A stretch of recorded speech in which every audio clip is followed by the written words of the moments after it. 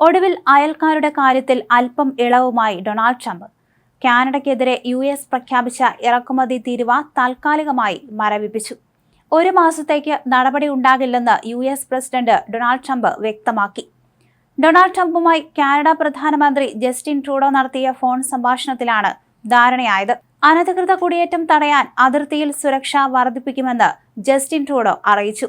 ഈ പശ്ചാത്തലത്തിലാണ് ട്രംപ് തന്റെ കടുത്ത തീരുമാനത്തിൽ നിന്ന് തൽക്കാലം പിൻവാങ്ങിയത്. ഇതോടെ മെക്സിക്കോയ്ക്ക് പിന്നാലെ കാനഡയ്ക്കും അല്പം ശ്വാസം വിടാമെന്ന തീരുമാനമായി. നേരത്തെ US-ന്റെ ആവശ്യങ്ങൾക്ക് വഴങ്ങിയതോടെ മെക്സിക്കോയ്ക്ക് മേൽ പ്രഖ്യാപിച്ച 25% തീരുവ US പ്രസിഡന്റ് 1 മാസത്തേക്ക് മരവിപ്പിക്കാൻ തീരുമാനിച്ചിരുന്നു. പ്രസിഡന്റ് ക്ലൗഡിയ ഷെയ്ൻബോയുമായി നടത്തിയ ചർച്ചയെ തുടർന്നാണ് നടപടി.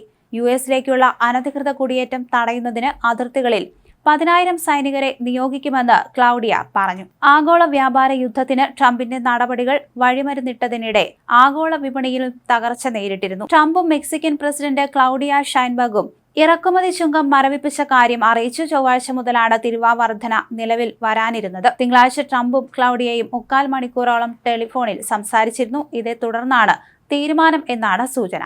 വളരെ സൗഹാർദ്ദപരമായ സംഭാഷണം എന്നാണ് ക്ലൗഡിയയുമായുള്ള സംഭാഷണത്തെ ട്രംപ് വിശേഷിപ്പിച്ചത്.